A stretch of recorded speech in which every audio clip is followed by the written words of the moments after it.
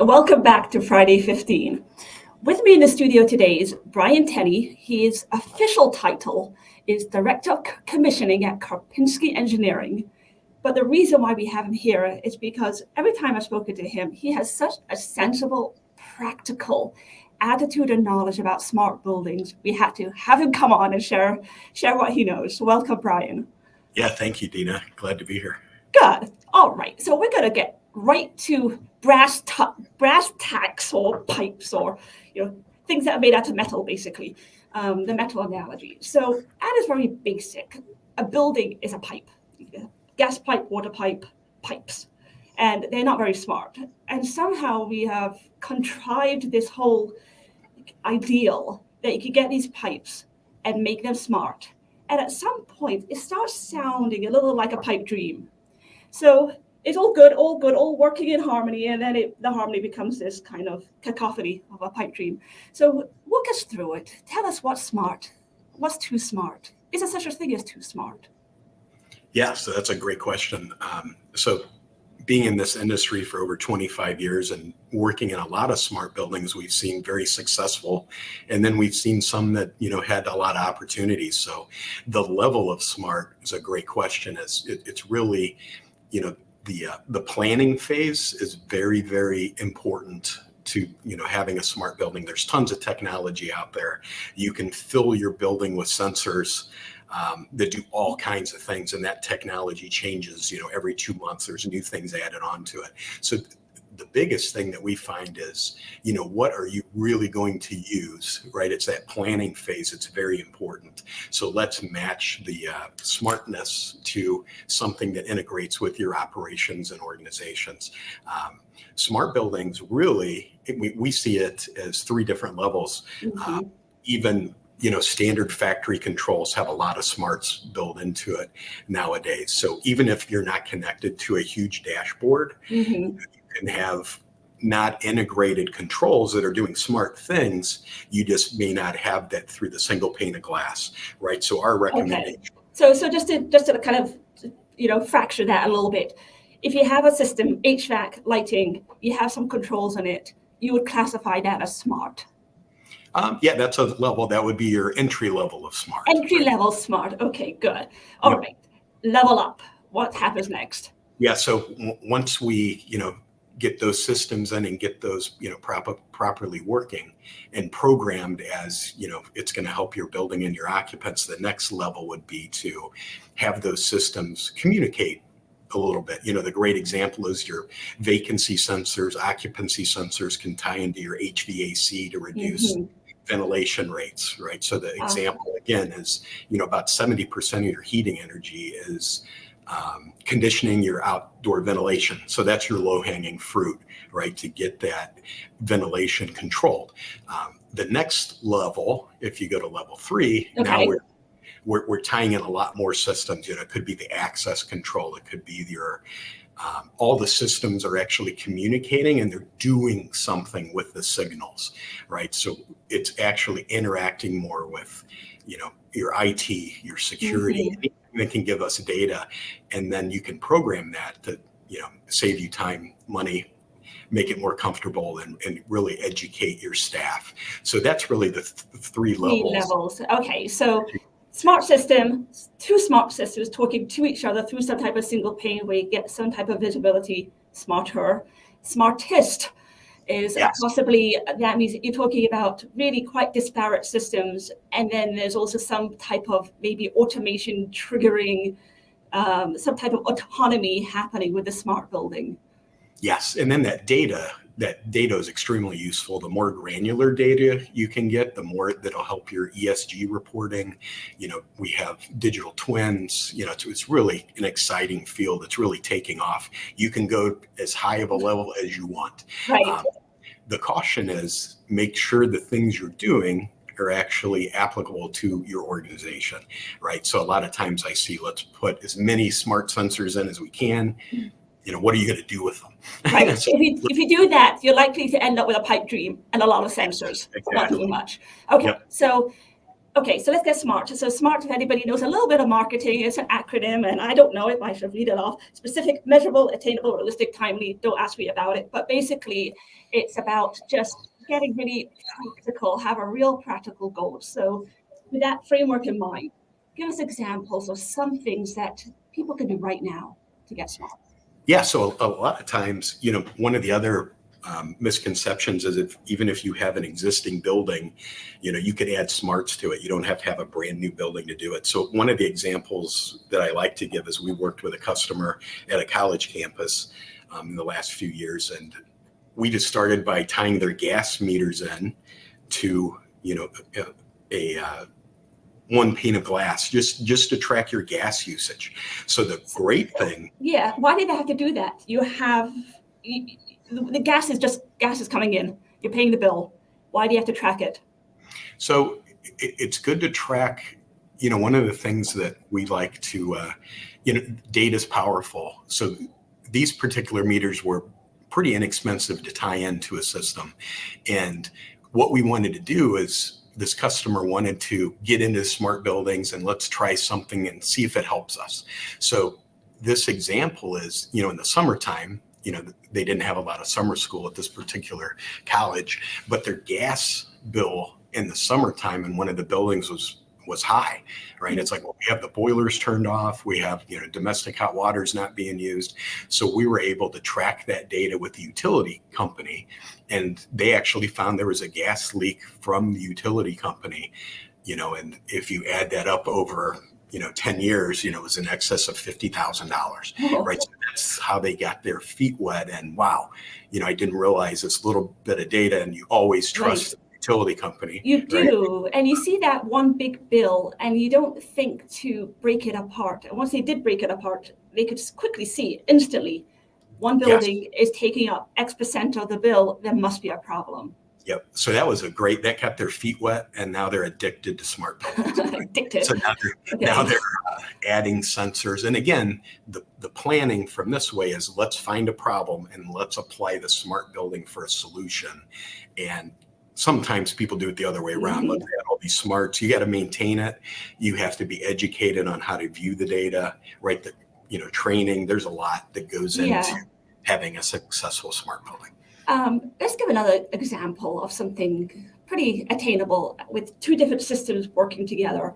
Like I'm thinking once again, say a school. You think about summertime in a school and the occupancy in it. How can you get SMART goals there? Yeah. So one thing there, it's the first thing you have to do, and we use the example is I'm going to start with this. If you can drive a modern car with the cruise control, and all these sensors and data, you're driving your car, you don't even realize all the data that it's providing you. If you can learn to drive a car and looking out your windshield, right, and you see your speedometer as a piece of data, what 60 miles an hour feels like, right? And you're driving the car through the windshield, if your cruise control is working. The education piece is really you need to drive your building through your smart interface, your single glass. So, what does 400 watts per hour mean? What does that feel like? Do I have to worry about it? So one of the ways that in a school atmosphere, we've done some battle of the buildings and, really getting the kids to talk to the custodians and the facilities staff. A lot of these facilities maintenance people in schools are there because they're super dedicated to the community and their kids, right? They're not doing it because they're making, millions of dollars a year. Right. So if we can train the kids and they go to the facilities, custodians, facilities engineers and get them engaged to say, hey, what if we turn off blah, blah, blah all weekend because we don't use it? Now what 400 watts per hour feels like, how you can manage it, and you're educating everybody in the building on, I didn't realize if I turn this off or flip this light switch off, or if I ran the whole building in the summer instead of, just 4 rooms for summer school, what does that mean? What does it Right. Yes, because you often think at least even in your own home, your dad says, turn off the lights, and you think to yourself, well, the grocery bill is so high. What am I going to save by turning off the light? I mean, Yep. and you have no sense of what it is. And I love your analogy about driving a car, because we have no sense because we have no data feedback. Yes. And when you drive a car, you're constantly giving yourself that feedback loop. You're looking at the speedometer, you're looking at the road, you're looking at everything, and everybody's doing it. You're doing it. And just imagine if you had that type of feedback loop in your building. And which brings me to this idea that often we think data is for the elites. You got to be kind of a data scientist to understand data, but everybody can drive a car. Yes. And once you learn those simple things of how to relate it to something, the other great thing is, if you don't catch these things that are wasting you energy, sometimes it takes you 2 months before you pay the bill and there's nothing you can do about it. So being proactive, just like you're driving your car, a speed trap's coming up, right? Right. Something's happening. Being proactive and, knowing that you have an excess of energy somewhere, you still have time to do something about it, right? It's kind of like you get a speeding ticket, but you don't find out until 2 months later. There's nothing you can do about it. It's that real-time behavioral change that happens when you have that visibility to the data. And I love that back to the buildings, which means if you can even get kids to see that real time, do you know how much we saved yesterday on the lighting by just being that, compare that to the day before, and then, actually it adds up. It's not just cents, it's adds up to dollars, which adds up to school books, which adds up to many, many things. Yep. Then they can share that data with the teachers, the staff, at home, and they can take this experience with them the rest of their life, right? Energy prices keep going up. There's lots of programs to teach kids about energy. You just have to, use those, and it's really a great thing. Right. And I'm thinking as well, there is an element of smart buildings that's for new builds, that for new renovations or new zoning, and just thinking about that, I know that we discussed, even if you know that in the summertime your building occupancy goes down, why are you putting air conditioning on the whole building? Yes. It just kind of like right sizing things and thinking through things, and that's where you get that the smart goals for the smart.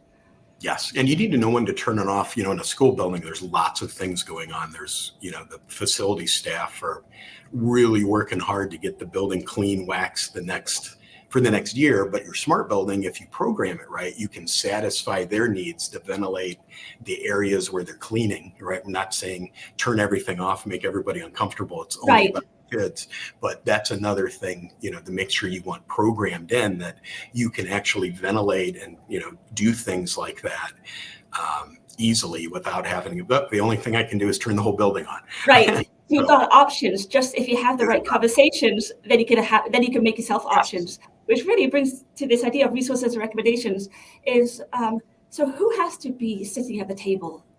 So the really, smart table, yes. Yeah, the smart table. I like that. So we bring in people from the receptionist.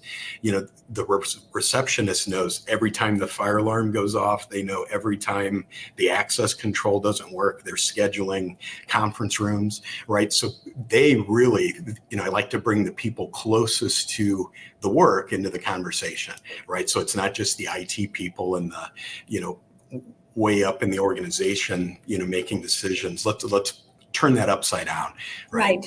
And when we do that, it's finding the people that understand all your building systems, right? So it could be an engineer, it could be a master systems integrator, it could be, somebody on the team, but it's finding that person that really understands how to make all the equipment work together and not make the equipment not work by adding too much smarts, right? There are a lot of people get into traps where they have service calls on equipment because they tried to do things that sounded good on paper, but the equipment you have is not capable of doing it, even though the smart interface may seem like it could. So it's really finding that person, whoever they work for, or whatever position, that really understands how to do the synergy with a smart building, and then we can build from there. Right. Is that a unicorn person? Is that what type of It depends. So I like I've working on this for so long and seeing all the different disciplines and mechanical, electrical, fire systems. I think I have a pretty good understanding, but I'm an engineer, Right. I could be an MSI, Master Systems Integrator, and have the same knowledge, right? So it's really putting the right people in the right seats on the bus, and, planning is the most important. Right. Electric bus, hopefully. Yes, electric school bus. Electric bus, yeah. Make sure you're buying a bus that fits your needs. Don't buy Yes. a 50-seat school bus where you're driving 10 kids back and forth. Yes. Buy Right. something that matches, right? I love that take-home message. Just make your goals match your needs, and then you're good to go. So here we are. Here's Karpinski. There's an article on the website. They have a lot of resources, and they're really they really are motivated by smart buildings, and we love sharing a message with all of us. Yep. Thank you for joining us. Thank you very much. Okay. Appreciate it, Tina. Okay. Have a good weekend. You too. Bye-bye.